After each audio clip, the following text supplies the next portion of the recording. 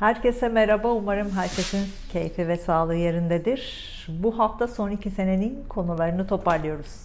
Fadime İpek Birel ben. Astroloji günü olarak astrolojinin öngörülerini sizinle paylaşmaya çalışıyorum. Bu videoda 5-11 Aralık arasındaki gökyüzü hareketlerinin burçlara etkilerini paylaşmaya çalışacağım. Bu haftanın en önemli konusu İkizler Burcu'ndaki Dolunay olacak. Ay ve Mars kavuşacak, Güneş'e kafa tutacaklar. Bu Dolunay Mars etkisinde olacak. Bu yüzden işin içinde hızlı adımlar var, ani gelişmeler var, duygularda ani patlamalar çok fazla, duygusallıkla mantık karmaşası çok fazla, kararlarda mantık ve duygu çelişkisi çok fazla yaşanacak. Biten konularda bu çelişki çok fazla gündeme gelecek. Kararlarda kararlı kalmak zor olacak. Duygularla mı, mantıkla mı karar vermek gerekiyor? Bunun çelişkisini çok fazla yaşayacağız. Duygusal konularda ani değişimler var. İnişler, çıkışlar çok fazla olacak. Bunları da biraz fazla abartabiliriz. Dolunay'ın etkilerini tutulma etkisi gibi hissedeceğiz. Son 2 senedir gündemde olan konuların daha fazla farkına varacağız. Bitmesi gereken konuları daha net göreceğiz. Bunu da hızla tamamlamak kolay olacak. Hangi burç, hangi alanda sonuçlanma yaşayacak burçlar kısmında anlatacağım. Bu haftaki Dolunay'dan en çok etkilenen burçlar Yay burcu, İkizler burcu, Başak burcu ve Balık burcu olacak. Son 2 senedir hayatlarında 180 derece değişimler oldu. Şimdi bunların farkına varacaklar. Bunlarla ilgili farkındalıkları artacak. Günlük yorumlarla ilgili videolarımı takip edebilirsiniz. Instagram hesabımda günlük anketler yapıyorum. Güncel konuları daha fazla yorumluyorum. Instagram hesabım Astroloji Günlüğü. Bu hesabımda takip edebilirsiniz. Astroloji ve Ben isimli kitabımla ilgili de yorumlardaki linke tıklayarak sipariş verebilirsiniz. Tek soru danışmanlığı, yıllık danışmanlık, doğum saati belirleme veya sormak istediğiniz konularla ilgili de astrolojigünlüğü@gmail.com adresime mail atabilirsiniz. Yorumlardaki linke tıklayarak da detaylarını görebilirsiniz. Bu hafta Güneş Yay burcunda olacak. Bazı konuları çok fazla abartabiliriz. Bu hafta enerjimiz yüksek olacak. Spiritüel konularla daha fazla ilgilenebiliriz. Din ve felsefe ile daha fazla ilgilenebiliriz. Farklı spor aktiviteleriyle ilgilenebiliriz. Bu hafta Venüs Yay burcunda ilerliyor. Aşk ve duygusallık konularını biraz fazla abartabiliriz. Duygusallığı abartabiliriz. Merhamet duygularını abartabiliriz. Parayla ilgili konuları abartabiliriz. Para harcama konularında abartabiliriz. Bu hafta aşkta şanslı burçlar Yay burcu, Aslan burcu, Koç burcu ve İkizler burcu olacak. Bu hafta parayla ilgili konularda şanslı burçlar Akrep burcu, Yay burcu, Aslan burcu ve İkizler burcu olacak. Satürn hala Kova burcunda ilerliyor. Satürn disiplin, karamsar düşünceler, kuşkular, kuruntular, kıskançlıklar, planlı ilerleme, uzun vadeli planlar yapmayla alakalıdır. Satürn eğitme ve eğitilme ile alakalıdır. Satürn doğum haritamızda hangi burçta ve hangi evdeyse o alanlarda kendimizi geliştiririz. İlerleyen zamanlarda kendimizi hazırlarız. Satürn birikimlerimizdir. Hem maddi hem manevi birikimlerimizdir. Transitteki Satürn ise 2,5 sene hangi alanda eğitildiğimizi gösterir, hangi alanda disiplinli ve planlı olmamız gerektiğini anlarız, hangi alanda 28 senenin temelini hazırladığımızı anlatır. Son 2 senedir burçlar kısmında burçları tek tek anlatıyorum. Her hafta bu alanların bazılarını anlatıyorum. Bu hafta da burçlar kısmında bazı alanlarını anlatacağım. Mars hala İkizler Burcu'nda ve retro halinde. Son 2 senedir karşımıza çıkan konuları bu hafta muhakeme edeceğiz. Bu konularda daha fazla farkındalığımız artacak. Bir anda bazı şeyleri daha net görebileceğimiz bir hafta olacak. Bu da hayatımızda bir şeyleri aniden bitirmemize neden olabilir. Merkür bu hafta Oğlak Burcu'nda ilerliyor. Konuşmalarda, görüşmelerde, iletişimde karamsar düşünceler daha fazla olabilir. Kuşkular daha fazla olacak. Bu yüzden adım atarken daha fazla düşünmemiz gerekecek. Yılın sonunda Merkür Retrosu var. 13 Ocak'a kadar, 13 Ocak 2023'e kadar sürecek olan bir Merkür Retromuz olacak. Oğlak Burcu'nda retro olacak. Bunu çok fazla konuşacağız. Şimdiden kendinize hazırlayın. Plüto hala Oğlak Burcu'nda, hayatımızda bazı konularda deprem etkisiyle karşılaşabiliriz. Biten konular var. Bunların bittiğini kabullenmeye başlayacağız.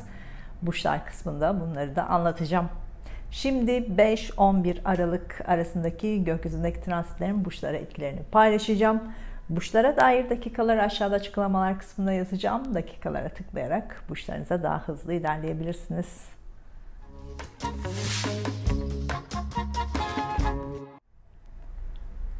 Burcu, yükselen burcu, ay burcu, Mars burcu ve Satürn burcu, Koç burcu olanlar 5-11 Aralık haftası gökyüzü transitlerinin burcunuza etkilerini anlatmaya çalışacağım. Kanalıma abone olup zile basarsanız videolardan daha hızlı haber alabilirsiniz. Katıl butonuna basarak da üye olabilirsiniz. Kanalıma destek olabilirsiniz.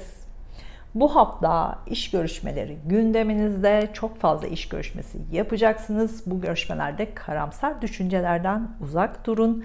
Kuşkulardan uzak durun. Bu görüşmelerde başarı var. Eğitimle ilgili konularda yoğunluk var. Bunlarla ilgili sınavlarınız varsa başarı var. Eğitimle ilgili işleriniz varsa bu hafta bu işlerden daha fazla para kazanmada var.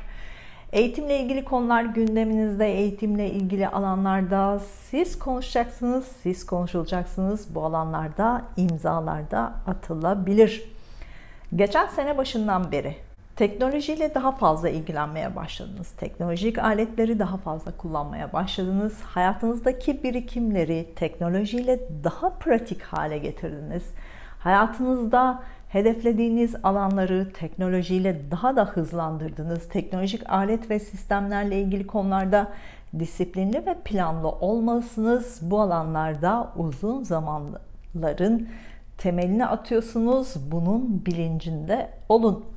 Bu hafta daha çok eğitim konularına odaklanacaksınız. Son 2 senedir eğitimle ilgili hayatınızda köklü değişimler yapmanız gerektiğini anladınız. Yeni başlangıçlar yapmanız gerektiğini anladınız. Daha önceki alanlardan farklı bir eğitim almanız gerektiğini anladınız. Bu hafta artık eski eğitim konuları geride kalacak. Eğitim konularına yenilikleri katacaksınız. Bunu da kolaylıkla yapacaksınız. Son 2 senedir kardeşlerinizle ilgili değişimler oldu. Kardeşler konusunda farkındalığınız arttı. Son aylarda da bu farkındalığı daha net anlamaya başladınız. Kardeşlerinizle ilgili konularda hızlı adımlar attınız. Onlarla ilişkilerinizi tekrar gözden geçirdiniz. Bu hafta kardeşler, akrabalar, yakın çevredeki kişilerle ilişkilerde eski konular tamamlanacak, sonuçlar alınabilir, ani değişimler de yaşanabilir. Bu hafta bu konuları toparlayacaksınız. Yurt dışı ile ilgili işleriniz varsa, şehir dışı ile ilgili işleriniz varsa bu hafta bu işlerle yoğunluk var. Bu işlerde güneş gibi parlayacaksınız, liderlik yapacaksınız. Bu işlerden daha fazla para kazanmada var. Uzak yerlerden duygusal ilişkiniz, uzak yerlerde duygusal ilişkiniz varsa, duygusal bağınız varsa bu konularda bu hafta güzel haberler var. Uzaktaki sevginizle ilgili güzel haberler de var.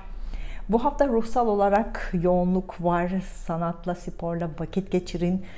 Yoksa ruhsal olarak zorlanabilirsiniz. Kendi içinizdeki bazı konuları biraz abartabilirsiniz. Bu çok anlamsız bir durum. Kendinize haksızlık yapmayın.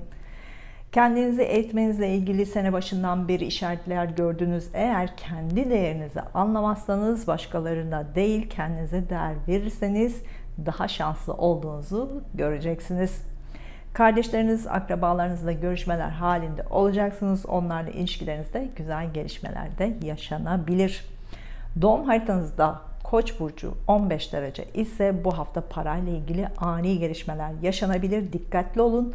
Ani kararları sorgulayın. Son 2 senedir yurt dışında yaşama, şehir dışında yaşama düşünceniz vardı. Bu hafta bu konular artık tamamlanabilir. Yeni bir şehir veya ülkede yeni bir hayata başlayabilirsiniz.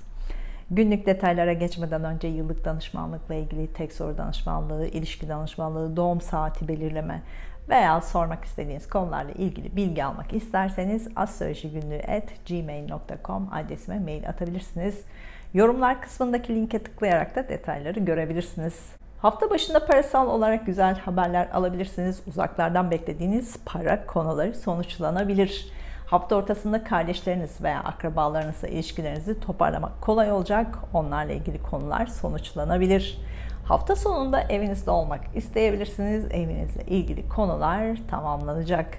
Hafta sonunda ebeveynlerinizle ilgili konularda sonuçlanabilir. Güzel bir hafta olmasını diliyorum. Duygusal hayatınızla ilgili işaretler için Ay burcunuzu, iş ve eğitim hayatınızla ilgili işaretler için Mars ve Satürn burcunuzda izlemelisiniz.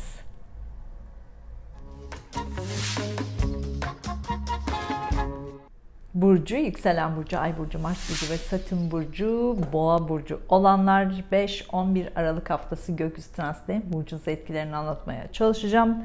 Kanalıma abone olup zile basarsanız videolardan daha hızlı haber alabilirsiniz. Katıl butonuna basarak da üye olabilirsiniz. Kanalıma destek olabilirsiniz.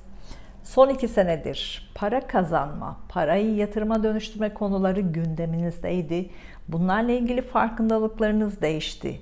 Özellikle kısa yolculuklar, arabayla ilgili konular, araçlarla ilgili konular, ilk eğitim yıllarıyla ilgili konular, iletişim, medya, lojistik, pazarlama alanlarından daha fazla para kazanmaya belki de başladınız.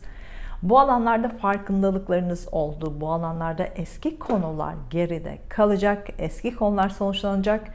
Eski para kazanma sisteminde değişiklik olmuştu. Şimdi bunlarla ilgili yeni konuları daha iyi anlayacaksınız. Bu hafta kısa yollar, arabayla ilgili konularda bazı sonuçlar var.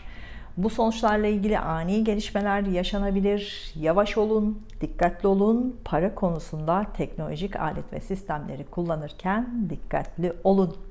Kasım 2021'den beri hayatınızda değişiklikler olması gerektiğini zaten anladınız.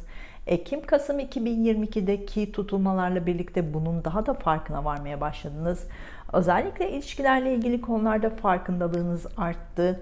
Bu hafta ilişkilerinizle ilgili konular sonuçlanabilir. Ortaklığınızla ilgili hukuksal süreç sonuçlanabilir. Eşle ilgili konularda sonuçlanabilir. Siz sabit bir burçsunuz. Değişimi kabullenmeniz çok zor ama tutulmalar ve Satürn sizi değişimle zorluyor. Buna karşı koymayın.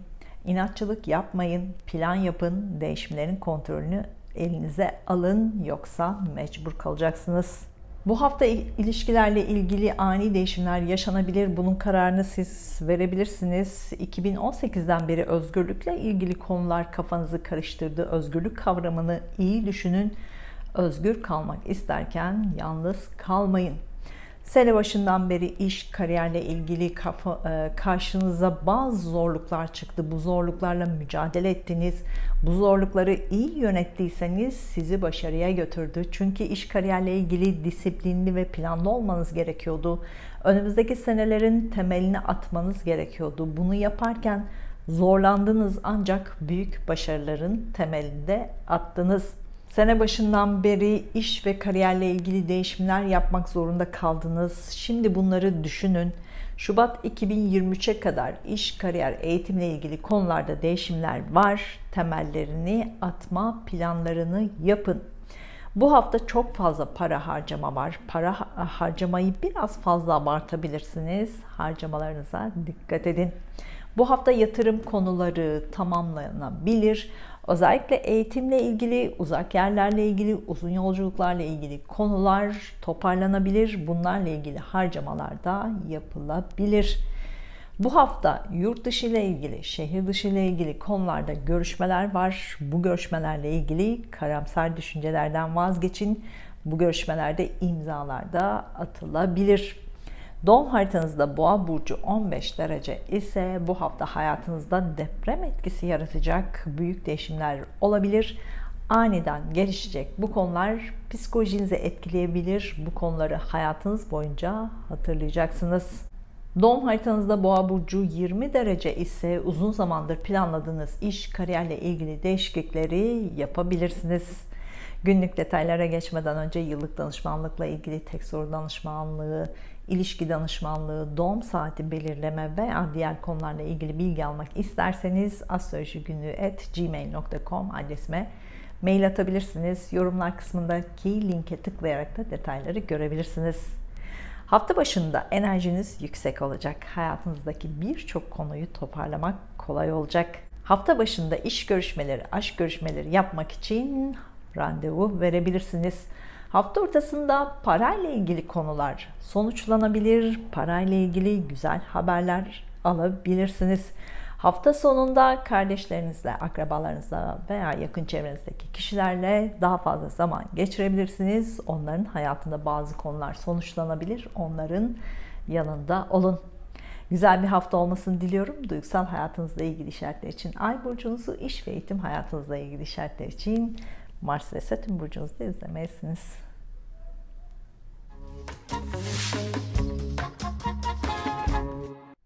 Burcu, yükselen burcu, ay burcu, Mars burcu ve Satürn burcu, ikizler burcu olanlar 5-11 Aralık haftası gökyüzü transitinin burcunuz etkilerini anlatmaya çalışacağım. Kanalıma abone olup zile basarsanız videolardan daha hızlı haber alabilirsiniz. Katıl butonuna basarak da üye olabilirsiniz. Kanalıma destek olabilirsiniz. Bu hafta son senelerin, son ayların konularını toparlayacaksınız. Son 2 senedir ikizler burcu ve yay burcu aksındaki tutulmalar nedeniyle hayatınızda büyük değişimler oldu. 180 derece değişimler yaşadınız. Bu değişimlerin ne olduğunu anlamaya çalıştınız. Bu değişimlerle ilgili farkındalıklarınız olmaya başladı. Belki değişimlere direndiniz, belki değişimleri gerçekleştirdiniz. Son aylarda Mars ikizler burcunda hızla ilerledi. Son senelerdeki konularda eksik olan konularda hızlı adımlar attınız. Kasım ilk haftasından beri de hızla giden konularda daha yavaş ilerlemeye başladınız. Bu hafta burcunuzda dolunay var. Mars retro halinde, yani gökyüzü size diyor ki yavaşlayın. Hayatınızdaki birçok konuyu toparlayın. Bitmesi gereken konuları artık sonuçlandırın. Mars Ocak ortasından itibaren hızlanacak. Bu zamana kadar hayatınızdaki konuları toparlayın, ilişkilerinizi toparlayın, işlerinizi toparlayın. Geçen 2 sene hayatınızda birçok temel hazırladınız. Önümüzdeki 9 senenin temelini hazırladınız. Mars burcunuzdayken bu temelin ne olduğunu daha net görmeye başladınız. Bu temelin üzerine inşa yapmaya da başlayacaksınız.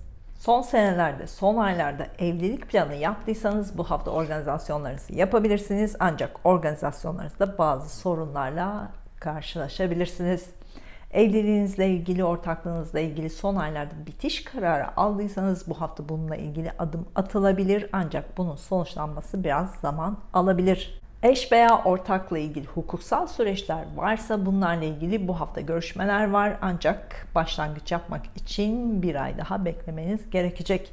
Bu hafta ikili ilişkilerde duygusal zamanlar var, duygusal konular var. Bunları biraz abartabilirsiniz. Partnerinizle birlikte romantik zamanlarda yaşayabilirsiniz. Aşkta şanslı bir hafta. Aşk ilişkinizle ilgili ciddi kararlar alınabilir. Yeni aşk arayanlar algılarınızı açın. Romantik bir ortamda yeni bir aşkta başlayabilir. Bu hafta eş veya ortaktan dolayı güzel para gelişi de var. Parayla ilgili güzel haberler de alınabilir. Bu hafta eşiniz veya ortağınızla ilgili finans konusunda şanslı olacaksınız. Eşiniz veya ortağınız para konusunda size destek olabilir. Ağustos ayından beri hayatınız çok hızlı ilerledi. Bu hafta yavaş olmanız gerekiyor. Atacağınız adımları 2 kere düşünün. Bazı kararlarda kararlı olmak çok zor olacak. Karar almak için kendinizi zorlamayın. Ev alma, ev satma, ev taşıma konuları var. Bunlarla ilgili eski konuları toparlamak kolay olacak. İş, kariyer ve eğitimle ilgili konularda yavaş olun, sakin olun. Bu konularda sakinlik var. Eskiden yarım kalan konuları toparlayın. Doğum haritanızda ikizler burcu 20 derece ise yurt dışı, şehir dışı ile ilgili konularda temel atma zamanınız. Yurt dışı ile ilgili, şehir dışı ile ilgili konularda disiplinli ve planlı olmanız gerekiyor. Şubat 2023'e kadar iş, kariyer, eğitim konularında pratik düşünen, pratik karar veren, pratik uygulayan birisiniz. Ancak Şubat 2023'e kadar bu konularda pratik düşünceler değil, disiplinli ve planlı düşünceler içinde olmalısınız. Önümüzdeki senelerin temelini atmak zorundasınız. Bunun farkında olun. Doğum haritanızda İkizler Burcu 22 derece ise iş, kariyer, eğitim konularında aldanma ve aldatılmalara dikkat edin. Merhamet duygularınız sömürülebilir. Günlük detaylara geçmeden önce yıllık danışmanlıkla ilgili tek soru danışmanlığı, ilişki danışmanlığı, doğum saati belirleme veya diğer konularla ilgili bilgi almak isterseniz astrolojigünlüğü@gmail.com adresine mail atabilirsiniz. Yorumlar kısmındaki linki tıklayarak da detayları görebilirsiniz. Hafta başında sürekli kendinizle konuşacaksınız. Bu konuşmalar sizi yorabilir. Duygusal olarak zor zamanlar yaşanabilir. Doğada vakit geçirmek size iyi gelecek. Hafta ortasında enerjiniz yüksek olacak. Hayatınızdaki birçok konuyla ilgili bazı kararlar vereceksiniz. Bu kararları uygulamak ise zor olacak. Özellikle ilişkilerinizle ilgili karar almak ve uygulamak zor olabilir. Hafta sonunda uzun zamandır beklediğiniz para elinize gelebilir. Parayla ilgili güzel gelişmeler var. Güzel bir hafta olmasını diliyorum. Duygusal hayatınızla ilgili işaretler için Ay burcunuzu, iş ve eğitim hayatınızla ilgili işaretler için Mars ve Satürn burcunuzda izlemesiniz.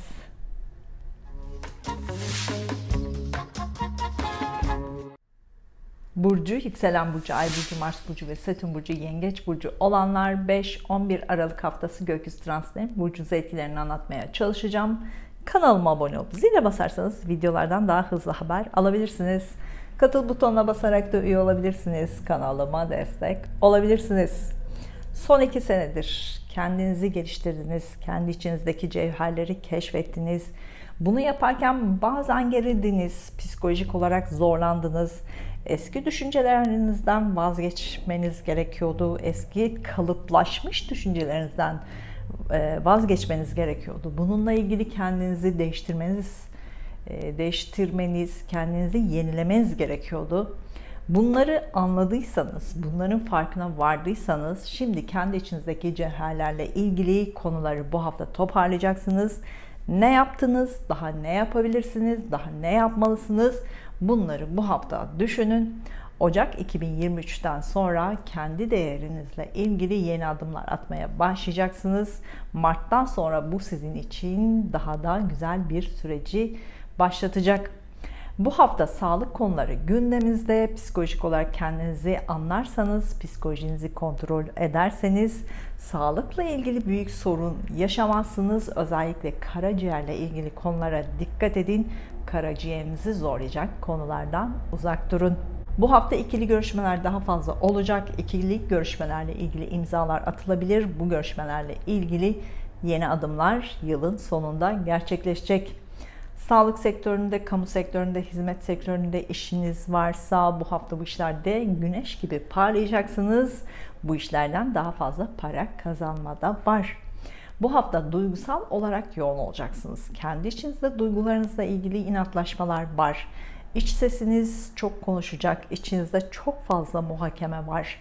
Kendinizle tartışmayın. Ne istediğinize odaklanın.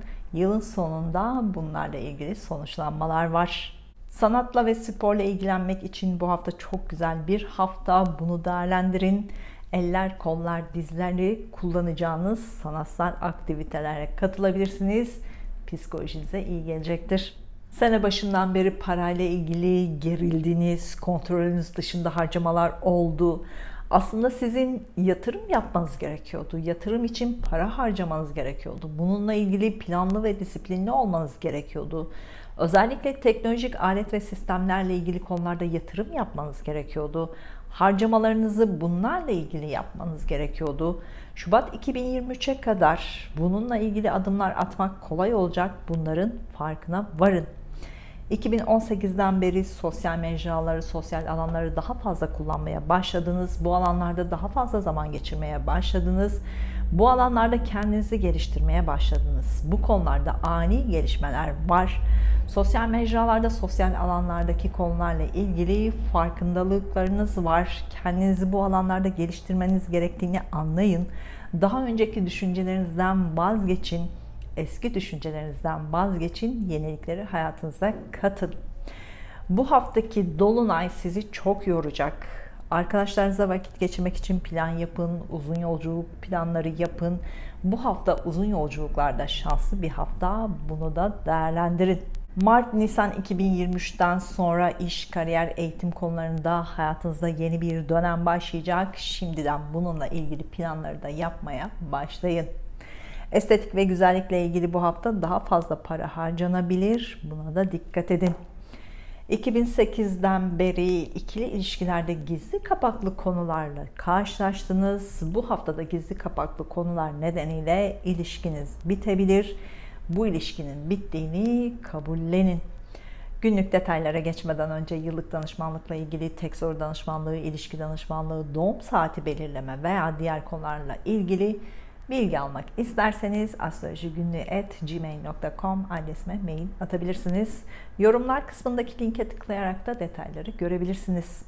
Hafta başında sosyal ortamlarda, sosyal alanlarda daha fazla zaman geçirilebilir. Bu alanlardaki konuları toparlamak kolay olacak. Hafta ortasında ruhsal olarak yoğun olacaksınız. Psikolojiniz zorlanabilir. Duygu patlaması yaşanabilir. Duygularınızı abartabilirsiniz. Bu ruhsal ve bedensel sorunlara da neden olabilir. Sanatla, sporla vakit geçirmek size iyi gelecek. Kendinize odaklanın. Hafta sonunda enerjiniz yüksek olacak. Kendinizi daha iyi hissedeceksiniz. İş görüşmeleri için, aşk görüşmeleri için hafta sonuna randevu verebilirsiniz. Güzel bir hafta olmasını diliyorum. Duygusal hayatınızla ilgili şartlar için Ay burcunuzu, iş ve eğitim hayatınızla ilgili şartlar için Mars ve Satürn burcunuzda izlemelisiniz.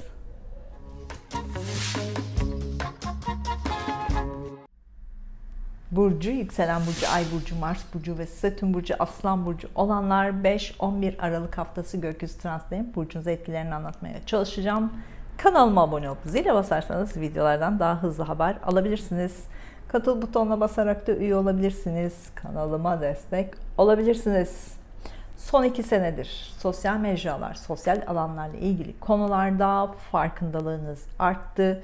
Bu alanlarda yenilikler karşınıza çıktı. Bu yeniliklerle hem kendinizi daha iyi anlamaya çalıştınız, hem başkalarına daha fazla yardımcı olmaya başladınız. Sosyal mecralarla ilgili teknolojik konularda kendinizi eğittiniz, farklı kişilerle tanıştınız, yazıştınız, iletişim kurdunuz. Bu kişilerden çok şey öğrendiniz, bu kişiler sizden çok şey öğrendi. Son aylarda bu farkındalıkla sosyal alanlar ve sosyal mecralarla ilgili konularda daha hızlı adımlar atmaya başladınız. Daha bilinçli adımlar atmaya başladınız. Bu hafta bu konuları toparlayacaksınız. Eski konular tekrar karşınıza çıkacak. Eskileri toparlamak daha kolay olacak. Son haftalarda aşk konuları vardı. Bu haftada aşkla ilgili konular var. Aşkta güzel ve romantik zamanlar var. Duygusallık çok fazla. Duygusal konuları biraz fazla da abartabilirsiniz. Aşk ilişkinizde bazı konular sonuçlanabilir. Ciddi kararlar alabilirsiniz. Aşk ilişkiniz nedeniyle biraz fazla para da harcayabilirsiniz. Sanatla ilgili işleriniz varsa, sahnelerle ilgili işleriniz varsa, topluluk önünde işleriniz varsa bu hafta bu işlerle ilgili güneş gibi parlayacaksınız. Bu işlerden bu hafta daha fazla para kazanmada var. Bu hafta çocuk konularında duygusal zamanlar var. Çocuklarla ilgili daha fazla para harcama konuları da var. Son 2 senedir arkadaş ilişkilerinizde farkındalıklarınız arttı, arkadaş çevreniz değişti, arkadaşlarınıza bakış açınız değişti, onlarla ilişkileriniz değişti. Son aylarda da arkadaş ilişkilerinizde hızlı adımlar attınız. Son haftalarda bu hızlı adımları muhakeme etmeye başladınız. Bu hafta bazı arkadaşlarınızla ilişkilerinizi düşüneceksiniz, bazı kararlar alacaksınız. Arkadaş ilişkilerinize devam mı yoksa bitirecek misiniz? Bunun kararını bu hafta vereceksiniz. Bu hafta sağlığınıza dikkat edin. Sağlıkla ilgili konularda görüşmeler var. Sağlıkla ilgili konularda imzalar da atılabilir. Sağlık sektörü, kamu sektörü, hizmet sektörüyle ilgili işleriniz varsa bunlarla ilgili görüşmeler de var. Bu görüşmeleri yapın. Bunlarla ilgili adımları daha sonra atacaksınız. Son senelerde teknolojik alet ve sistemlerle ilgili konularda yeni başlangıçlar yaptınız. Son aylarda bunlara yenilik kattınız. Teknolojik ortamlardaki projelerinizi bu hafta toparlamak daha kolay olacak. Teknolojik alet ve sistemlerle ilgili yeni öğrendiklerinizi uygulamak kolay olacak. Bunlarla ilgili konular bu hafta sonuçlanacak. Doğum haritanızda Aslan Burcu 22 derece ise para konusunda aldanma ve aldatılmalar var. Buna dikkat edin. Doğum haritanızda Aslan Burcu 20 derece ise son aylarda ilişkilerle ilgili konularda depremler yaşadınız. İş ilişkisi olabilir, özel ilişkiniz olabilir. Belki bitişler yaşadınız, belki başlangıçlar yaşadınız. Bu ilişkilerden ne öğrendiniz, ne öğrenmeniz gerekiyordu? Bunu anlamaya çalışın. Aralık 2021'den beri cinsellikle ilgili farkındalığınız değişti. Cinsellikle ilgili konularda farklı düşünmeye başladınız, farklı davranmaya başladınız. Bu farkındalıkla birlikte bu hafta aşk ilişkinizde farklı kararlar da alabilirsiniz. Günlük detaylara geçmeden önce yıllık danışmanlıkla ilgili tek soru danışmanlığı, ilişki danışmanlığı, doğum saati belirleme veya diğer konularla ilgili bilgi almak isterseniz astrolojigünlüğü@gmail.com adresime mail atabilirsiniz. Yorumlar kısmındaki linke tıklayarak da detayları görebilirsiniz. Hafta başında işlerinizle ilgili konuları toparlamak kolay olacak. Eğitimle ilgili konular toparlanacak. Eğitimle ilgili konularda başarı var. Hafta ortasında arkadaşlarınızla vakit geçirmek için plan yapabilirsiniz. Arkadaşlarınızın ilişkileriyle ilgili bazı konular sonuçlanacak. Onların yanında olun. Arkadaşlarınızla ilgili konuları toparlayacaksınız. Arkadaşlarınızla ilişkilerinizde ani gelişmelerde yaşanabilir. Hafta sonunda biraz depresif durumlar söz konusu olacak. Kendi içinize çekilmek isteyebilirsiniz. Kendinize odaklanın. Enerjinizi yenilemeye çalışın. Güzel bir hafta olmasını diliyorum. Duygusal hayatınızla ilgili işaretler için Ay burcunuzu, iş ve eğitim hayatınızla ilgili işaretler için Mars ve Satürn burcunuzda izlemelisiniz.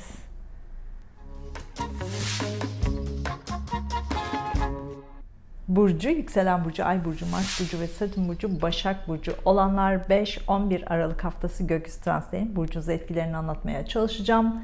Kanalıma abone olup zile basarsanız videolardan daha hızlı haber alabilirsiniz. Katıl butonuna basarak da üye olabilirsiniz. Kanalıma destek olabilirsiniz. Bu hafta gündeminizde ev, aile, eş, ebeveynler konusu daha fazla olacak. Bu konularda şans var. Bu konuları biraz fazla da abartabilirsiniz. Aralık 2021'den beri ev taşıma, ev alma, ev satma konuları gündeminizdeydi. Evle ilgili 180 derece değişimler yapmanız gerekiyordu. Başka ülkeye, başka şehre taşınma konuları vardı. Bu hafta bu konuları tamamlayacaksınız. Aralık 2021'den beri iş, kariyer, eğitim konularında kafanız karıştı, değişimler vardı. Detay düşünmekten belki değişimleri yapamadınız, belki yaptınız ancak hala kafanız karışık. Son aylarda da iş, kariyer, eğitim konularında hızlı adımlar attınız. Bu hafta bu konular sonuçlanıyor.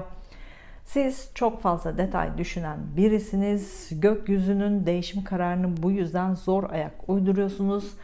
Değişime karşı çıkınca sağlık sorunlarıyla karşılaşma ihtimaliniz var. İş, kariyer, eğitimle ilgili konularda hala değişimleri yapmadıysanız bu tamamen detay düşündüğünüz için bu hafta bunları düşünün. İş, kariyer, eğitim konularını tamamlayın. Aralık 2021'den beri ebeveynlerinizin hayatında değişimler oldu. Geçen haftalarda da ebeveynlerinizle ilgili yenilikler karşınıza çıktı. Bunları kabul etmek zor oldu. Bu hafta bunları düşüneceksiniz. Artık bunu kabulleneceksiniz. Farkındalığınız artacak. Kabullenmek için sebepleri daha iyi göreceksiniz. Son aylarda iş, kariyer, eğitim konularıyla yoğundunuz, yoruldunuz. Bu hafta iş, kariyer, eğitim konularında eksik kalan konuları toparlamak daha kolay olacak. Yeni konulara odaklanmayın. Bu hafta evinizle ilgili konuları biraz fazla abartabilirsiniz. Evinizle ilgili konularda daha fazla para harcamada var. Son haftalarda eğitimle ilgili alanlarda hızlı adımlar attınız, yeni başlangıçlar yaptınız. Bu hafta eski konuları toparlamak daha kolay olacak. Evlilik planı olanlar bu hafta organizasyonlarınızı yapabilirsiniz. Ancak organizasyonda bazı sorunlar yaşanabilir. Bu evlilik uzun sürecek bir evlilik olacak. Aralık 2021'den beri eşinizle ilgili, evliliğinizle ilgili farkındalığınız arttı. Evlilikle ilgili artık farklı düşünmeye başladınız. Evlilik konusunu kendi içinizde abarttığınızı daha fazla anlamaya başladınız. Evlilikle ilgili farkındalığınız arttı. Bu hafta bunları daha fazla düşüneceksiniz. Bazı konuları artık abartmayın. Bu hafta aşkla ilgili konuları çok konuşacaksınız. Aşkla ilgili görüşmeler daha fazla olacak. Bu görüşmelerde karamsar düşüncelerden uzak durun. Aşk konularını mantıkla değerlendirebilirsiniz. Aşk eşinizle ilgili karar almak isteyeceksiniz. Bu kararı sonraya bırakın. Bu hafta çocuklarla ilgili konularda görüşmeler var. Çocuklarla ilgili konularda karamsar düşüncelerden uzak durun. Çocuklarla ilgili konularda yeniliklere de hazırlanın. Bu hafta partnerinizle duygusal zamanlar yaşanabilir. Romantik planlar yapabilirsiniz. Doğum haritanızda Başak Burcu 20 derece ise sağlığınıza dikkat edin. Baldırlar, el ve ayak bileklerine dikkat edin. Dokularınızda daha hassas olabilir. Buna da dikkat edin.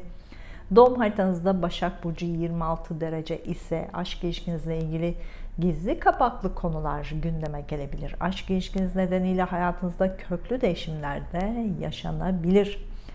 Günlük detaylara geçmeden önce yıllık danışmanlıkla ilgili tek soru danışmanlığı, ilişki danışmanlığı, doğum saati belirleme veya diğer konularla ilgili bilgi almak isterseniz astrolojigünlüğü@gmail.com adresine mail atabilirsiniz. Yorumlar kısmındaki linke tıklayarak da detayları görebilirsiniz.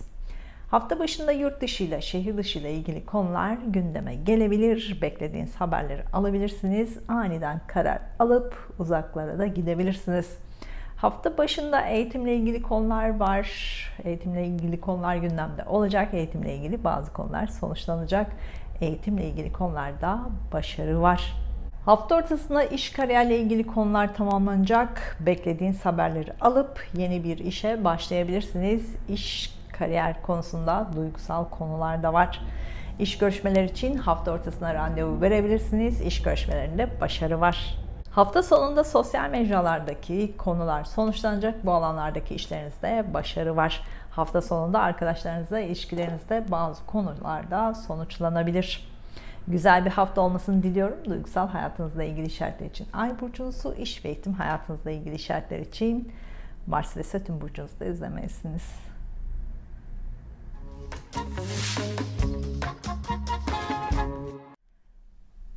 Burcu, yükselen burcu, ay burcu, Mars burcu ve Satürn burcu, terazi burcu olanlar 5-11 Aralık haftası gökyüzü transitlerinin burcunuz etkilerini anlatmaya çalışacağım.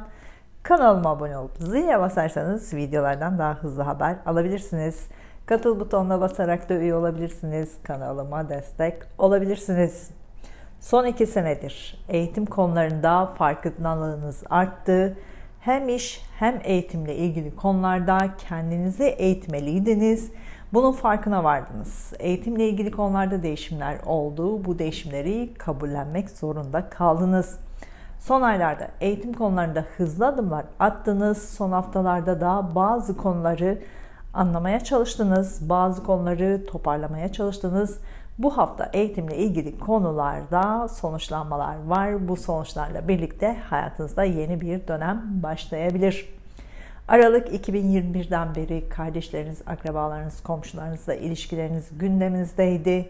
Yeni komşular, yeni akrabalar, yeni kardeşler gündeminizdeydi. Kardeşlerle olan ilişkilerinizi yenilemek zorunda kaldınız.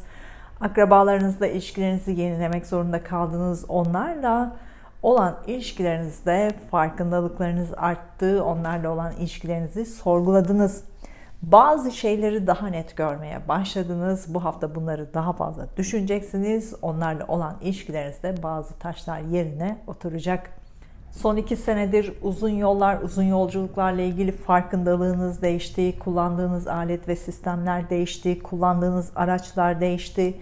Uzun yollar ve yolculuklarla ilgili birçok konu değişti. Son aylarda da uzak yerler ve uzun yolculuklarla ilgili konularda hızlı adımlar attınız.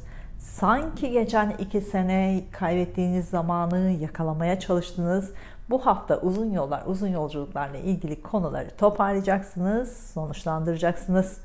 Son 2 senedir yurt dışına taşınma, şehir dışına taşınma konuları vardı. Ya bunları anladınız ve gerçekleştirdiniz ya da anlamadınız ve zorlandınız. Bu hafta yurt dışına taşınma, başka şehre taşınma konuları var. Bunlarla ilgili sonuçları alabilirsiniz. Bu hafta ebeveynlerinizle ilgili konularda görüşmeler var. Onlarla daha fazla zaman geçirebilirsiniz. Ebeveynlerinizle ilgili konularda karamsar düşünceleri bırakın. Bu hafta evle ilgili konularda görüşmeler var. Evle ilgili konularda ay sonunda yeni başlangıçlar var. Bu hafta kardeşlerinizden veya yakın çevrenizdeki kişilerden para gelişi var. Ya onlara parasal destek sağlayacaksınız ya da onlardan parasal destek alabilirsiniz. Bu hafta daha fazla uzun yolculuklar yapacaksınız. Uzaktan beklediğiniz haberleri de alabilirsiniz. Ev alma, ev satma, ev taşıma konuları gündeminizde. Bunlarla ilgili görüşmeler yapılabilir. Ancak sonuçlanması zaman alacak. İletişim, medya, lojistik, pazarlama alanlarıyla ilgili konular gündeminizde. Bu konulardan daha fazla para da kazanabilirsiniz. Doğum haritanızda Terazi burcu 20 derece ise son aylarda çocuklarla ilgili konular gündeminizdeydi. Çocuklarla ilgili sınanma halindeydiniz. Onların hayatında değişimler oldu. Bu sizi çok yordu. Çocuklardan çok şey öğrenmeniz gerekiyordu. Bu hafta bunları daha fazla düşüneceksiniz. Bunlardan dersler çıkartacaksınız. Doğum haritanızda Terazi burcu 26 derece ise evliliğinizle ilgili, eşinizle ilgili köklü değişimler var. Bitişler veya başlangıçlar var. Evlilik planı yapabilirsiniz, ayrılık planı yapabilirsiniz. Bu ayrılıklar bir daha geri dönüşü olmayacak ayrılık olabilir. Günlük detaylara geçmeden önce yıllık danışmanlıkla ilgili tek soru danışmanlığı, ilişki danışmanlığı, doğum saati belirleme veya diğer konulardaki ilgili bilgi almak isterseniz astrolojigünlüğü@gmail.com adresime mail atabilirsiniz. Yorumlar kısmındaki linke tıklayarak da detayları görebilirsiniz. Hafta başına borç alacak konularla ilgilenmek zorunda kalabilirsiniz. Banka işlemleriyle yoğun olacaksınız. Bazı borçlar kapanabilir. Hafta ortasında eğitimle ilgili konularda başarı var. Eğitimle ilgili sonuçları alabilirsiniz. Hafta ortasında uzun yolculuklar da var. Uzak yerlerle ilgili konular sonuçlanabilir. Yurt dışı ile ilgili işleriniz varsa, şehir dışı ile ilgili işleriniz varsa bu konularda hafta ortasında sonuçlar da alınabilir. Hafta sonunda iş, kariyerle ilgili konularda yoğun olacaksınız. İşlerinizle ilgili bazı konular toparlanacak. Beklediğiniz haberi alabilirsiniz. İş görüşmeleri için hafta sonuna randevu verin. Bu görüşmelerinde başarı var, sonuç var. Güzel bir hafta olmasını diliyorum. Duygusal hayatınızla ilgili konular için Ay burcunuzu, İş ve eğitim hayatınızla ilgili işaretler için Mars ve Satürn burcunuzu izlemelisiniz.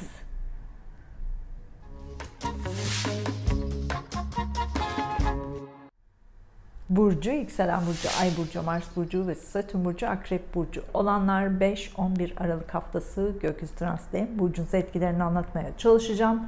Kanalıma abone olup zile basarsanız videolardan daha hızlı haber alabilirsiniz.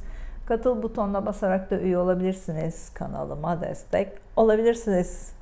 Son 2 senedir para kazanma, parayı yatırıma dönüştürme konuları gündeminizdeydi. Bunlarla ilgili farkındalıklarınız değişti. Özellikle uzun yolculuklar, otel, turizm, hukuk, spor, din ve felsefe ile ilgili alanlarda eski sistemleri değiştirmek zorunda kaldınız. Bu alanlardaki farkındalıklarınız arttı. Bu alanlardaki para kazanma sistemleriniz değişti. Bu hafta bunları muhakeme edeceksiniz. Bunlarla ilgili değişimleri artık daha kolay kabulleneceksiniz. Son 2 senedir gizli gizemli konular daha fazla dikkatinizi çekmeye başladı. Yeraltı kaynaklarıyla ilgili farkındalığınız arttı. Bu konulardan para kazanma fırsatları karşınıza çıktı. Bunları anlamaya çalıştınız. Son aylarda da bunlarla ilgili hızlı adımlar attınız. Bu hafta para kazanma, parayı yatırıma dönüştürme konuları var. Bunlarla ilgili konuları sonuçlandıracaksınız. Yatırım planlarınızla ilgili bazı konular tamamlanacak. Bu hafta para konusu daha fazla gündemimizde olacak. Zaten son aylarda parayla ilgili düşünceleriniz değişti, yatırım planlarınız değişti. Artık farklı düşünmeye başladınız. Artık farklı alanlarda para kazanmaya başladınız. Bu haftada kazançlı olacaksınız. Bu hafta finans konularıyla ilgili görüşmeler daha fazla yapacaksınız. Bu hafta para konusunda en şanslı burç sizsiniz. Para konularını, yatırım konularını sürekli görüşeceksiniz. Parayla ilgili güzel gelişmelerle karşılaşabilirsiniz. Eylül 2022 başından beri finansal olarak zor süreçler geçirdiniz. Çok fazla harcama yaptınız. Bu harcamalar sizi zorladı. Eşinizin, ortağınızın parasıyla ilgili konularla ilgilenmek zorunda kaldınız. Belki hukuksal süreçlerle karşılaştınız. Bu hafta bu konular sonuçlanacak. Son bir senedir eş veya ortakla ilgili farkındalığınız arttı. Eş veya ortakla ilgili konularda değişimler yaşadınız. İlişkinizi sorguladınız. Belki ilişkiniz bitti. Belki bir şans daha vermek istediniz. Bu hafta bu konuları görüşeceksiniz ancak sonuçlanması zaman alacak. Son haftalarda finansal olarak zor bir süreç geçirdiniz. Çok fazla harcama yaptınız. Ancak bu harcamalar size yatırım olarak dönecek. Merak etmeyin. Özellikle iletişim, medya, lojistik, pazarlama ile ilgili konularda yaptığınız yenilikler uzun vadede sizin için olumlu dönüşleri olacak. Son haftalarda sağlık konuları gündemimizdeydi. Ameliyat konuları vardı. Bu hafta bu konular sonuçlanabilir. Eller, kollar, solunum yollarına dikkat edin. Sene başından beri ebeveynlerinizle daha fazla ilgilenmek zorunda kaldınız. Onların hayatında ani değişimler oldu. Bunu kabullenmek zorunda kaldınız. Ebeveynlerinizden bir şeyler öğrenmeniz gerekiyordu. Ebeveynleriniz sayesinde olgunlaşmanız gerekiyordu. Sene başından beri eşinizle ilgili konularda sınandınız. Eşinizle ilişkinizden bir şeyler öğrenmeniz gerekiyordu. Eşinizle ilgili konuları sorguladınız. Bazen karamsar düşünceler içinde oldunuz. İlişkinizi sağlam temel mi yoksa sarsıntılı mı olduğunu anlamaya çalıştınız. Bu ilişkinizin belki bitişine de neden oldu. Şubat 2023'e kadar eşinizle ilgili konularda ani değişimler yaşanabilir. Doğum haritanızda 15 derece Akrep Burcu var ise ilişkinizle ilgili ani konulara hazır olun. Bu iş ilişkiniz olabilir, özel ilişkiniz olabilir, ilişkilerinizde ani değişimler yaşanabilir. Doğum haritanızda Akrep Burcu 20 derece ise eşinizle ilgili, ebeveynlerinizle ilgili bazı değişimler olabilir. Evinizle, eşinizle veya ebeveynlerinizle ilgili eksik kalmış konular tamamlanabilir. Günlük detaylara geçmeden önce yıllık danışmanlıkla ilgili tek soru danışmanlığı, ilişki danışmanlığı, doğum saati belirleme veya diğer konularla ilgili bilgi almak isterseniz astrolojigünlüğü@gmail.com adresime mail atabilirsiniz. Yorumlar kısmındaki linki tıklayarak da detayları görebilirsiniz. Hafta başında ikili ilişkilerle yoğun olacaksınız. Bitişler ve başlangıçlar var. Bunlarla ilgili kararlar alınabilir.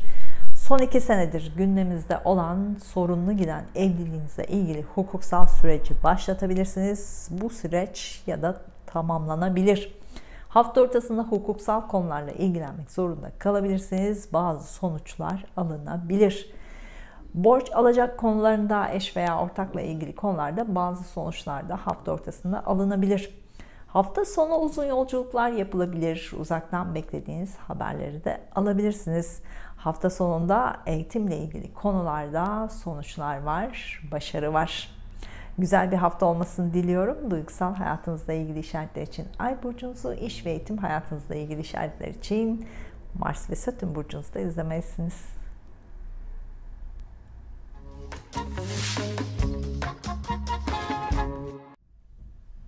Burcu, yükselen burcu, ay burcu, Mars burcu ve Satürn burcu, yay burcu olanlar 5-11 Aralık haftası gökyüzü transitlerinin burcunuza etkilerini anlatmaya çalışacağım. Kanalıma abone olup zile basarsanız videolardan daha hızlı haber alabilirsiniz. Katıl butonuna basarak da üye olabilirsiniz. Kanalıma destek olabilirsiniz. Bu hafta Güneş burcunuzda. Bu hafta doğanların doğum günü kutlu olsun. Sağlıklı ve huzurlu nice seneler diliyorum. Güneş size enerji veriyor. Bunu kullanın. Girdiğiniz ortamlarda güneş gibi parlayacaksınız. Hem enerji olacaksınız hem de enerji yansıtacaksınız. Bu hafta gündemimizde ilişkiler konusu var. Son senelerde, son aylarda ilişkilerle çok mücadele verdiniz. Karşınızdaki kişi veya kişileri anlamaya çalıştınız. Onlarla ilişkilerinizi sorguladınız. Bu sene ortasında ilişkilerinizde yeni bir dönem başladı. Son aylarda da ilişkilerle ilgili hızlı adımlar attınız. Son haftalarda sorgulamalarınız fazla oldu. Bu hafta ilişkilerle ilgili bazı konular sonuçlanacak. Bu hafta ilişkilerde çok fazla sınanacaksınız. Güneşin enerjisinden faydalanın. Enerjinizi depolayın, yoksa gücünüz zorlanabilir. Aralık 2021'den beri hayatınızda 180 derece değişimler yapmak zorunda kaldınız. Özellikle de ilişkiler konusunda değişiklikler vardı. Bu özel ilişkinizle ilgili olabilir, eşinizle ilgili olabilir, ortağınızla ilgili olabilir. Karşınızdaki kişi veya kişilerin değiştiğini düşündünüz. Onların size davranışlarının değiştiğini düşündünüz. Ancak sizin onlarla ilgili düşünceleriniz değişti, farkındalığınız değişti, ilişkiye bakış açınız değişti. Bu yüzden ilişkinizi sorgulamaya başladınız. Bu haftada bu sorgulama süreci bitiyor. Artık sonuçları alabilirsiniz. Bu hafta gündemimizde aşk var. Aşkta güzel zamanlar var. Yeni bir aşk başlayabilir. Aşk ilişkinizde yeni bir dönem başlayabilir. Duygusal zamanlar var. Romantik planlar yapılabilir. Aşk ilişkinizde ciddi kararlar alınabilir. Bu kararlarla ilgili sonuçlar uygulanabilir. Bu hafta gündemimizde para konusu var. Para konusunda şanslısınız. Bir beklerken daha fazlasıyla karşılaşabilirsiniz. Eş veya ortakla ilgili de para konularında olumlu gelişmeler var. Onlardan parasal destek alabilir, onlara parasal destek sağlayabilirsiniz. Son haftalarda ilişkilerinizle ilgili adımlar attınız. İlişkiler konusu sizi çok yordu. Bazen tartışmalar oldu, bazen hızlı adımlardan dolayı sorunlar oldu. Bu hafta bunları düşüneceksiniz, bu konuları muhakeme edeceksiniz. İlişkilerle ilgili konular toparlanacak. Evlilik planı olanlar bu hafta organizasyonlarınızı yapabilirsiniz. Yeni bir hayata başlangıç yapabilirsiniz. Ancak organizasyonlarınızda bazı sorunlar yaşanabilir. Bu hafta para kazanmayla ilgili konularda görüşmeler var.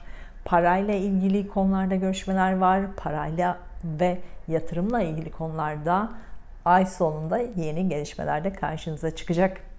Bu hafta estetik ve güzellikle ilgili konular gündemde. Bunlarla ilgili fazla para harcanabilir. Kendinizde değişiklikler yapmak için doğru bir zaman, bunu da kullanın. Yeni aşk arayanlar, hızlı başlayacak aşka hazır olun. Eski sevgili, eski ilişki konuları da gündeme gelebilir. Bunlar kafanızda karıştırabilir. Doğum haritanızda Yay burcu 26 derece ise para konusunda ani gelişmeler yaşanabilir. Dikkatli olun. Doğum haritanızda Yay burcu 15 derece ise sağlığınıza dikkat edin. Sağlıkla ilgili ani gelişmeler yaşanabilir. Sene başından beri kardeşleriniz, akrabalarınız veya yakın komşularınızdan bir şeyler öğrenmeniz gerekiyordu. Onlarla olan ilişkilerinizden dersler çıkartmanız gerekiyordu. Bu tecrübelerle kendinizi geliştirmeniz gerekiyordu. Kardeş, akraba ve yakın çevredeki kişilerle ilişkilerinizi iyi anlayın. Onlardan bir şeyler öğrenin. Onlarla ilgili konularda karamsar düşünceleri bırakın. Onlarla ilgili kuşkuları bırakın. Günlük detaylara geçmeden önce yıllık danışmanlıkla ilgili tek soru danışmanlığı, ilişki danışmanlığı, doğum saati belirleme veya diğer konularla ilgili bilgi almak isterseniz astrolojigünlüğü@gmail.com adresime mail atabilirsiniz. Yorumlar kısmındaki linki tıklayarak da detayları görebilirsiniz. Hafta başında sağlığınıza dikkat edin. Özellikle boğaz, boyun, enseyle ilgili konulara dikkat edin. Sağlık sektörü, kamu sektörü, hizmet sektörü ile ilgili beklediğiniz haberleri hafta başında alabilirsiniz. Hafta ortasında ikili ilişkilerle yoğun olacaksınız. İlişkilerinizle ilgili ciddi kararlar alınabilir. Ortaklık konularında sonuçlanmalar var. Evlilik kararı alınabilir. Sorunlu giden ilişkide ayrılık kararı alınabilir. Evlilik organizasyonlarınızı hafta ortasında yapabilirsiniz. Duygu mantık karmaşası da yaşanabilir. Hafta sonunda finansal olarak biraz zorlanabilirsiniz. Biraz fazla harcama yapılabilir. Uzun zamandır gündemde olan yatırım konularını tamamlanabilir. Güzel bir hafta olmasını diliyorum. Duygusal hayatınızla ilgili işaretler için Ay burcunuzu, iş ve eğitim hayatınızla ilgili işaretler için Mars ve Satürn burcunuzda izlemelisiniz.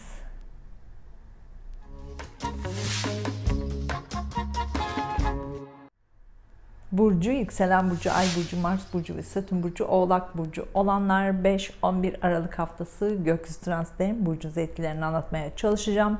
Kanalıma abone olup zile basarsanız videolardan daha hızlı haber alabilirsiniz. Katıl butonuna basarak da üye olabilirsiniz. Kanalıma destek olabilirsiniz.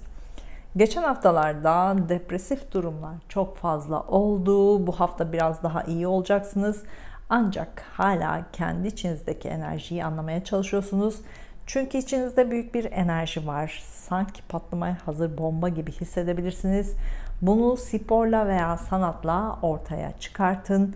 Spiritüel alanla ilgilenin. Bu size iyi gelecek. İçinizdeki enerji içinizde kalırsa psikolojik ve sağlık sorunları yaşanabilir. Aslında bu durumu pozitif hale dönüştürebilirsiniz. Yani kendi içinizdeki enerjiyi keşfetmelisiniz. Kendi halinizde kalmalısınız. Bu enerjiyle yeni planlar yapmalısınız. Çünkü ay sonunda hayatınızda yeni başlangıçlar olacak. Şimdiden ne istediğinizi anlayın. Başlangıç yapacağınız konulara odaklanın. Yeni adımlar atmaya da hazırlanın. Bu hafta telefon görüşmeleri çok fazla yapacaksınız. Bazen telefonları kapatmak bile isteyebilirsiniz. Yoğun görüşmelerden yorulacaksınız. Ancak bu görüşmeler bazı şeylerin sonuçlanması için gerekli görüşmeler. Bunlardan kaçınmayın. Sadece arada nefes terapileri yapın. Uzun yolculuklarda enerjinizi yenileyebilir. Uzun yolculuklarda yapın. Son 2 senedir sağlık konuları vardı. Sağlığınızla ilgili konularda araştırmalar yaptınız, bazı şeyleri anlamaya çalıştınız, kabullenmeye çalıştınız. Son aylarda sağlık konularında yeni gelişmeler oldu. Bu haftada bu konular sonuçlanacak. Sağlık konuları tamamlanıyor. Son 2 senedir sağlık sektörü, kamu sektörü, hizmet sektörüyle ilgili konularda değişimler yaşadınız. Bu alanlar hayatınızda değişikliklere neden oldu. Bu hafta sağlık sektörü, kamu sektörü, hizmet sektörüyle ilgili konularda sonuçlanmalar var. Bunlar tamamlanıyor. Sağlık sektörü, kamu sektörü, eğitim sektörü, hizmet sektöründen beklediğiniz haberleri bu hafta alabilirsiniz. Bu alanlarla ilgili görüşmeler yapabilirsiniz. Bu görüşmelerden güzel haberler alınabilir. Son senelerde aşkla ilgili, cinsellikle ilgili konularda farkındalığınız arttı. Siz hayatı fazla ciddiye alan birisiniz. Aşk ve cinsellikle ilgili konularda mantıklı düşünen birisiniz. Ancak geçen seneden beri mantığınız değil, duygularınız daha da ortaya çıkmaya başladı. Bu da sizin farkındalığınızı artırdı. Aşk ve cinsellikle ilgili farklı düşünmeye başladınız, farklı davranmaya başladınız. Bu konular hayatınızda daha da ön plana çıkmaya başladı. Aşk ve cinsellikle ilgili konulardaki değişimler bir sene daha gündeminizde olacak. Aralık 2021'den beri ruhsal olarak kendi içinizde bazı şeylerin değişmesi gerektiğini daha iyi anladınız. Kendi değerinizi daha iyi anladınız. Merhamet duygularınızın kullanıldığını daha iyi anladınız. Din, felsefe ve spiritüel konularla kendinizi anlamaya çalıştınız. Kendinizi eğitmeye çalıştınız. Bu hafta bunları daha iyi anlayacak, farkına varacaksınız. Kendinizdeki değişikliklerin de farkına varacaksınız. Son 2 senedir spiritüel konularla daha fazla ilgilenmeye başladınız. Çünkü kendi içinizde bazı değişimler olmaya başladı. Hayatınızda köklü değişimler oldu. Bunları anlamaya çalıştınız. Bunların sebebini öğrenmeye çalıştınız. Bunun için spiritüel konulara ihtiyacınız oldu. Spiritüel konularla daha fazla zaman geçirmeye başladınız. Bu haftada bu konularda yenilikler karşınıza çıkacak. Algılarınızı açın. Bu konulardan hala bir şeyler öğrenebilirsiniz. Sene başından beri parayla ilgili ani gelişmelerle karşılaştınız. Aniden para geldi, aniden elinizden para gitti. Para konusunda disiplinli ve planlı olmanız gerekiyordu. Yatırım konusunda planlı ve disiplinli olmanız gerekiyordu. Bunu öğrenmeniz gerekiyordu. Şubat 2023'e kadar da buna dikkat edin. Doğum haritanızda Oğlak Burcu 20 derece ise para konusunda ani bir gelişme yaşanabilir. Doğum haritanızda Oğlak Burcu 26 derece ise hayatınızda köklü bir değişim olabilir. Bazı şeylerin kökten değişmesi gerekecek. Eski konular eskide kalacak, bir daha geri dönmeyecek.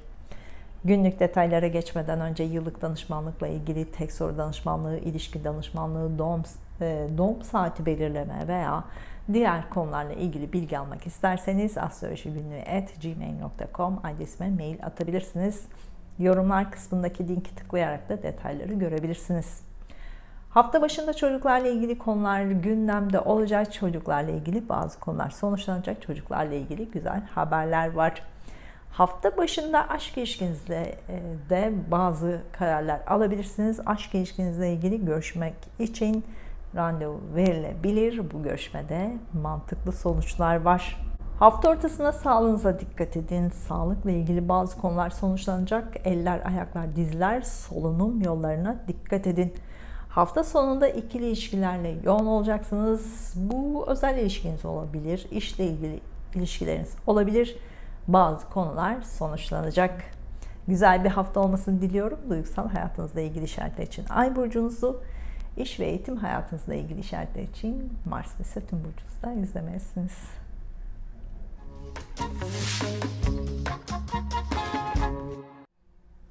Burcu, yükselen burcu, ay burcu, Mars burcu ve Satürn burcu, Kova burcu olanlar 5-11 Aralık haftası gökyüzü transitlerinin burcunuz etkilerini anlatmaya çalışacağım. Kanalıma abone olup zile basarsanız videolardan daha hızlı haber alabilirsiniz.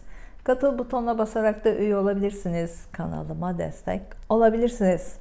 Son senelerde çocuklarla ilgili konular vardı. Onların hayatında değişimler vardı. Çocuklarla ilgili konularda farkındalığınız arttı. Çocuklarla ilgili konularda kendinizi geliştirdiniz. Kendinizde yenilikler yarattınız.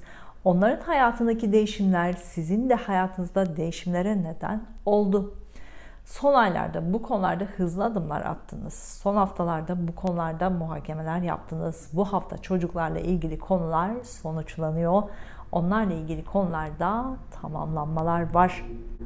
Bu hafta kendi içinizde çok fazla konuşacaksınız. Karamsar düşüncelerden uzak durun. Bazı şeyleri muhakeme edeceksiniz. Ancak kendinize zarar verecek düşüncelerden uzaklaşın.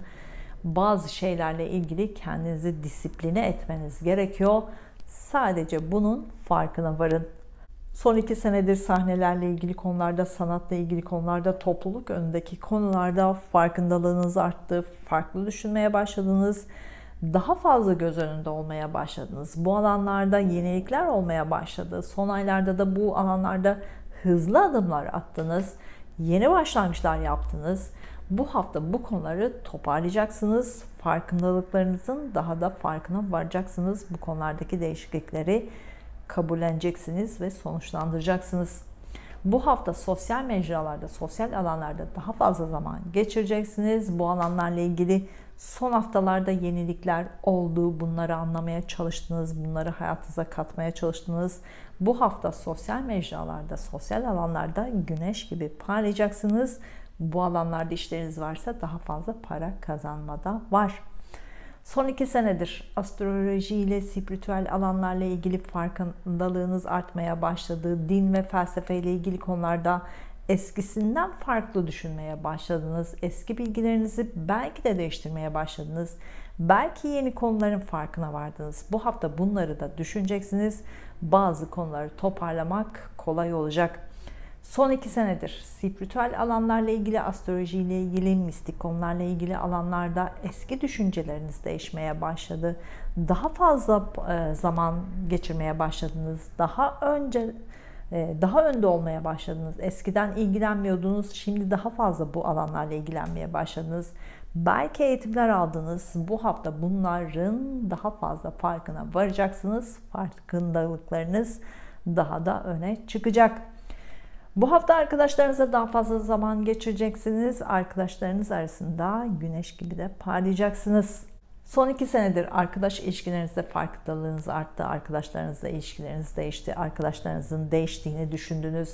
Ancak sizin onlara bakış açınız değişti. Bu yüzden ilişkilerinizde değişiklikler olması gerekti. Belki eski arkadaşlarınızla ilişkilerinizi bitirdiniz. Son haftalarda hayatınıza yeni arkadaşlar katıldı. Yeni ve farklı arkadaşlarınız oldu. Yeni arkadaşlarınızla ilişkilerinizi bazen abarttınız. Bazen onlardan çok şey öğrendiniz. Bu hafta bunların daha fazla farkına varacaksınız. Son 2 senedir Satürn sizi eğitiyor. Sene başından beri de sizi eğitmeye devam etti. Şubat 2023'e kadar Satürn sizi eğitmeye devam edecek. Sene başından beri de ne öğrendiniz? Hayatınıza ne kattınız? Hayatın zorluklarına karşı nasıl mücadele ettiniz? Şimdi bunları anlamaya çalışın. Hayatınızda hangi alanlarda disiplinli olmanız gerekiyordu? Hangi alanlarda planlı olmanız gerekiyordu? Bunları iyi anlayın. Çünkü önümüzdeki senelerin temelini atıyorsunuz. Bunun farkına varın. Temel sağlam olması için planlı ve disiplinli olmalısınız. Bunun farkına varın. Satürn beni zorluyor diye karamsarlığa, kuşkulara kapılmayın. Satürn daha iyi olmanız için, daha iyi olmam için beni eğitiyor diye düşünün. Satürn burcunuzdayken kazanacağınız tecrübeler sizi ileride daha büyük başarılara götürecek. Bunun farkına varın. Doğum haritanızda 15 derece Kova burcu varsa evinizle ilgili, ebeveynlerinizle ilgili ani gelişmelerle karşılaşabilirsiniz. Ani değişiklikler yaşanabilir. Doğum haritanızda 20 derece Kova burcu varsa hayatınızda köklü değişimlerle ilgili adımlar atma zamanı. Günlük detaylara geçmeden önce yıllık danışmanlıkla ilgili tek soru danışmanlığı, ilişki danışmanlığı, doğum saati belirleme veya diğer konularla ilgili bilgi almak isterseniz astrolojigünlüğü@gmail.com adresime mail atabilirsiniz. Yorumlar kısmındaki linke tıklayarak da detayları görebilirsiniz. Hafta başında ebeveynlerinizle ilgili konular sonuçlanabilir, evliliğinizle ilgili konular toparlanabilir. Uzun zamandır planladığınız uzun yolculuklar yapılabilir. Hafta ortasında çocuklarla ilgili konular sonuçlanabilir, duygu mantık karmaşası var. Hafta ortasında aşk ilişkinizde bazı kararlar alabilirsiniz, ciddi adımlar atılabilir. Hafta sonunda sağlığınıza dikkat edin. Mideyle ilgili bazı konular gündeme gelebilir. Bunlarla ilgili sonuçlar da alınabilir. Güzel bir hafta olmasını diliyorum. Duygusal hayatınızla ilgili işaretler için Ay burcunuzu, iş ve eğitim hayatınızla ilgili işaretler için Mars ve Satürn burcunuzda izlemelisiniz.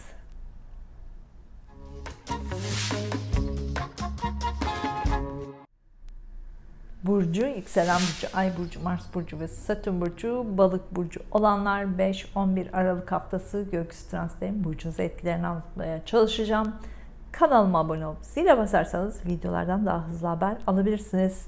Katıl butonuna basarak da üye olabilirsiniz. Kanalıma destek olabilirsiniz. Bu hafta iş, kariyer ve eğitim alanlarında güneş gibi parlayacaksınız. İş, kariyer ve eğitim konularında yoğunluk var, güzel gelişmeler var. Son haftalardaki yeni konuları toparlamak kolay olacak. Bu hafta iş, kariyer, eğitimle ilgili konuları toparlamak kolay olacak. İş, kariyer, eğitimle ilgili konulardan daha fazla para kazanmada var. Aralık 2021'den beri iş hayatınızdan başka alanlar, başka sistemler, başka yöntemlerle tanıştınız. Bu konular nedeniyle iş, kariyer, eğitimde değişiklikler olması gerektiği, bunu ya anladığınız değişimleri yaptınız ya da anlamadığınız değişimlere direndiniz. Son aylarda iş, kariyer, eğitimle ilgili konularda yenilikler karşınıza çıktı. Bunları daha fazla bu hafta toparlayacaksınız. Son senelerde ebeveynlerinizle ilgili konularda farkındalığınız arttı. Onların hayatında değişimler oldu. Bunları anlamaya çalıştınız, bunları kabullenmeye çalıştınız. Son aylarda ebeveynlerinizin hayatındaki değişimler hızlandı. Bu hafta bunları daha kolay kabulleneceksiniz. Son senelerde eşinizle ilgili konularda farkındalığınız arttı. Eşinizin değiştiğini düşündünüz ancak sizin onunla ilgili düşünceleriniz değişti. Eşinizle ilişkinize bakış açınız değişti. Bu nedenle ilişkinizi sorgulamaya da başladınız. Son aylarda evliliğinizle ilgili bazı konuları daha net görmeye başladınız. Hızlı adımlar attınız. Bu hafta bu konuları toparlayacaksınız, sonuçlandıracaksınız. Bu konularda hukuksal süreçler var ise Ekim ayında bu süreçler başladı ise önümüzdeki sene sonuçlanabilir.